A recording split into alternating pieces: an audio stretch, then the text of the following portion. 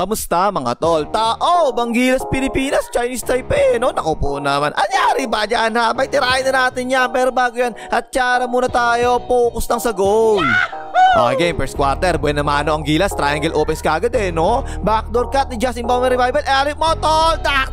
Pero teka lang mga tol ha? May foul dapat yan. Kita nyo natapik sa braso si Justin Bauman Revival. Di foul counted pa dapat yan, diba? At itong import na to ng Taiwan dapat merong isang foul na kagad yan. So bakit importante ba yung no call na yun doon sa import? Kasi mga tol, ang lakas dumipeso ng import ng Taiwan no? Lahat na pumapasok sa loob, sinasabayan talaga niya kasi nga wala pa siyang foul kahit isa Kung tinawagan na sana yung kanina, hindi ganyan sasabay palagi ang import na yan. At merong ilang alanganin na tawag talaga yung mga referee sa first quarter O yan pa isa, good no call yan ha. Taas kamay lang kasi yung depensa Pero kapag ganyan mga tol no, tumira ka, hindi mo na iba to kasi nabutatake Ang tamang tawag talaga dyan, jump ball yan ganyan, diba? Pero ang tinawag na referee dyan, traveling no bobo ka ba tol? Kung hindi nabutata yan, traveling talaga yan. Pero nabutata kasi hindi dapat, jump ball yan ganyan, diba? Hayop ka rep.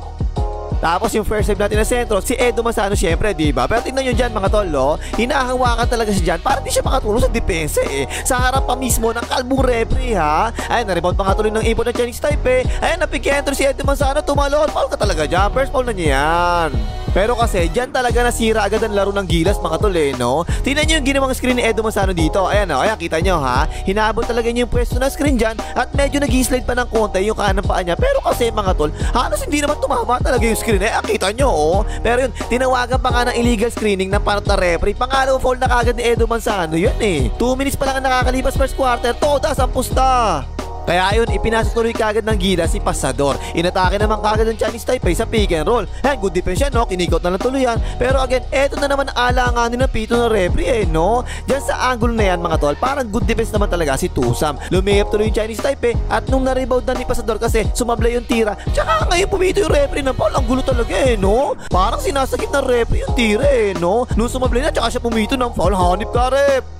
Ito pa isa, antindi nito Pinoste yan ng import si Pasador dito ha. Tapos yan, pumihit. Hindi pa pumipito ng referee dyan mga tol walang pito ha. Tapos by the way, hindi naman talaga tinamaan ni Pasador yung braso ng import Pero bigla na naman pumito yung referee. Nagtataka tuloy si Pasador kung bakit tinawagan siya ng foul no? Hindi naman kasi talaga niya tinamaan yung braso. Tinawagan siya ng foul dito Ayun, medyo bumagal na rin yung Gilas natin kasi nga si Pasador na yung nasa loob natin. As Pasador, tignan mo, tinarahan lang yung jacket niya si Pasador. Hindi man lang nilapitan ni Pasador no? Patay ka dyan. Yan talaga ang hirap mga tol. Kapag si Pasador ang nasa loob natin, nagiging target talaga siya palagi ng depensa no? O yan pa isa, tignan mo, yan mga ganyan perimeter shots, hindi talaga nagkukunti si Pasador sa ganyan no? Patay ka dyan Pasador.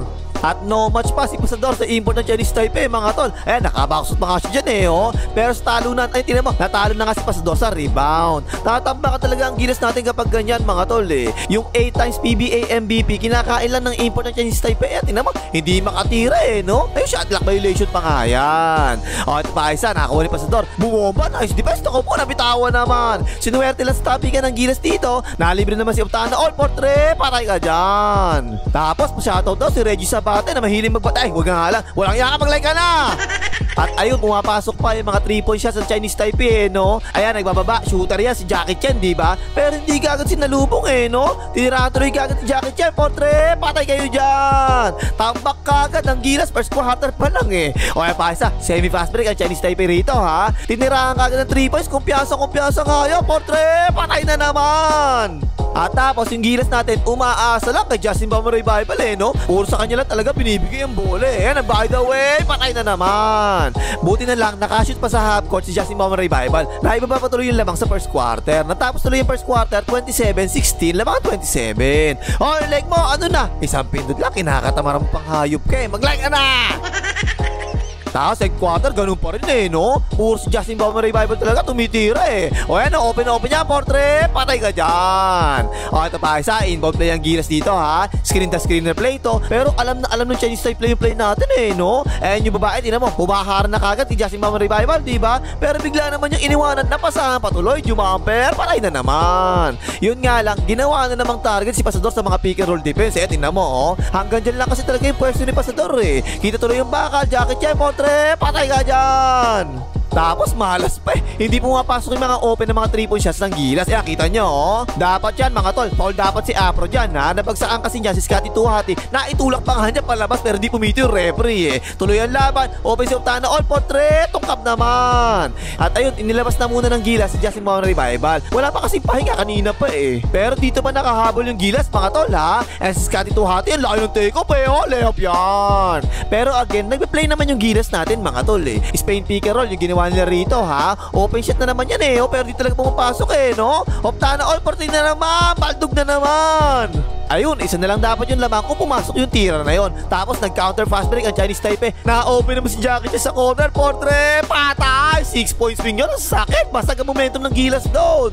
Tapos ayun, inilabas muna ng Chinese Taipei yung import nila. Kaya medyo nakapasok-pasok tayo ng konti sa loob eh, no? As Edu Manzano sa loob eh. Ole, up yan. Pero sa pangalawang pagkakataon sa larong ito, eto na naman eh. Yung nagbababa ng bola sa Chinese Taipei, wala sumasalubong na Gilas eh, no? Wala na, tulit na talaga. Bago nilapitan, nakatira na eh. O, Portre, patay ka dyan.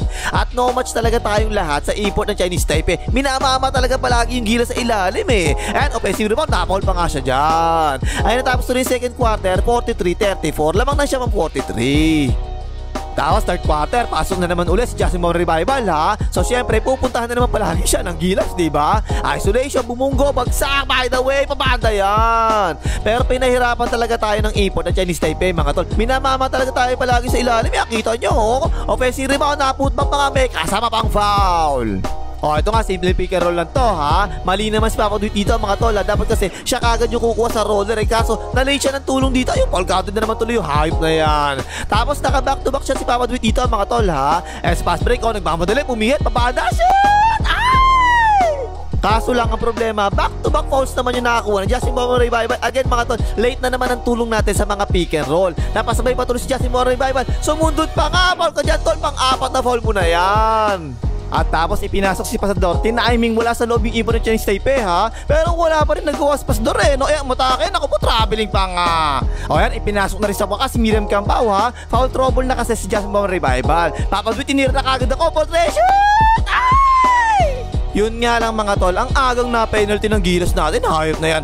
Sinuno sa punso, tinan mo, nangaharas eh, no? Tinawagan na nga na foul. Nagtataka pa nga siya kung bakit foul siya. Pero kapag tinignan mo naman sa replay, kitang-kita naman talaga, hinawakan ni Nuno sa punso. Di foul ka nga dyan. At tapos yung mga open 3-point shots natin, hindi pa rin talaga pumapasok eh. Lalo-lalo na to si Optana all, baldog na baldog talaga walang niya eh, no? Open na open niya, Portre, baldog na nga. At tapos nag-adjust yung Gilas, tumangas na ng konti si Pasador sa pick and roll defense. Kita nyo, oh. Pero kapag ganyan naman kataas yung pwesto niya, naku po, asahan nyo, maiiwanan talaga kagad yan, diba? Yan ang weakness si Pasador eh. Mabagal talaga yan, nakalayap na nga. Todas ang Gilas, puro kay Pasador na umaatake ang Chinese Taipei. Nakapag-contest naman siya dyan eh, oh. Portre, palay ka dyan, Pasador. Ayun, nilabas na ng Gilas si Pasador ha. Ibinalik na kagad si Edu Manzano sa loob. Nabigyan ng drop si Scotty Tuhati. Baos pasitan. Pero isa pa ay nakashoot sa wakas. Ang ganda naman nilaro ni Scotty Tuhati ha. Ang taas talaga ng energy na rito eh. Medyo nakahabol-habol pa tuloy yung Gilas natin. May kasama pang foul. Ayun, tapos tuloy yung third quarter, 71-62. Shoutout na muna si Roel Croma from Montalban. Baos pasitan. Okay, fourth quarter na. Nasa loob pa rin si Miriam Cambao mga tol ha. Pick and roll, napasahan. Sabay kick-out kay Miriam Cambao sa corner. Dumribble pa nga ng isa. Sanay sa ligan labas yan eh. Portre, patay ka dyan. Ang ganda ng nilaro ni Miriam Cambao mga tol. Ang sipag pa ha. Siya tinignan mo oh. Bindinisan talaga niya yung takbo niya. Tapos sabi niya, sagad tol, sagad mo, pasa. Sakto naman yung ginawang pasa. Just more revival eh no. Yan, istupos tuloy yan. Yun nga lang, nasa loob na naman yung import ng Chinese Taipei. Lakas talaga dumipensa eh no. Yan oh, bakos pasitan. Diyan talaga nahirapan ang Gilas natin mga tol eh. Nagpipigil roll sila palagi papunta sa import. Pero wala talaga sila magawa. Ang lakas dumipensa nito eh no. Yan pa isa, nice defense na naman eh oh. Tapo ng sabaw. Pero ganado talaga si Miriam Cambao mga tol ha. Paubusan yung shot lock dyan. Sinapi, Balbas, binigyan ng step back sa 3 points para sa legal labas siya. Portre, patay ka dyan. At parang umu-okay na yung opensa ng Gilas natin mga tol ha. Kaso lang, yung depensa naman natin yung pumalya. Hindi talaga natin mapigilan to si Jackie Chan eh no. Switch tapos isolation. Tinirahan ng 3 points si Edu Manzano. Harap-harap, patay ka dyan.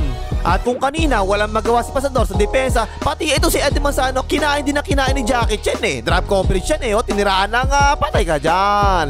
Last 2 minutes, 10 pa yung lamang ng Chinese Taipei mga tol ha. Pero ayaw pa rin talaga bumitaw ng Gilas natin eh. Nice pass, papadit sa corner. Miriam Cambao na naman. Sa ligan labas siya, Portre! Patay ka dyan! Pero wala mga tol, no match talaga tayo sa sentro ng Chinese Taipei Ang taas na ng pwesto ni Pasador, so ipinasa tuloy sa roller. Wala naman tayong malaking 4, diba? Ayan tuloy, kinain lang si Miniam Cambo sa ilalim Ang laking kawalan din talaga ni Panungket mga tol no? Kasi hindi makapag-tubigs ngayon ang gilas natin. Sa ganyan kasi sana makakatulong pag dalawa yung malaki mo sa loob Kasi kahit nasa labas pa si Pasador sa pick and roll, dumidepensa, meron pa sana isang malaking sasalo sa ilalim na ganyan. Kaso wala talaga, ayan tuloy tak! Ayun, tapos ang boxing, panaling Chinese Taipei rito, 95-87. 34 points si Jackie Chan, ang galing 16 points, 9 rebounds naman yung import si Gilbert. Samantalang 2 points lang ang nagawa ni Pasador at 8 points lang si Edo Manzano. Outplayed talaga yung mga bigs natin Pero sobrang dami rin kasi talaga nakuha ang foul ng Chinese Taipei kasi nga masyadong aggressive yung ginawang depensa ng Gilas natin kasi gusto nila makahabol Kaya yun, tumira ang Chinese Taipei 27 out of 35 sa free throw, tapos 12 out of 27 pa sila sa 3 points. Samantalang ang Gilas natin, ang dami sinablay na 3 points puro open pa no? 8 out of 28 lang sa 3 points ang Gilas natin. Kaya yun, todas ang pusta. Okay na panghimagas, maglagay, mga hita ng mga referee.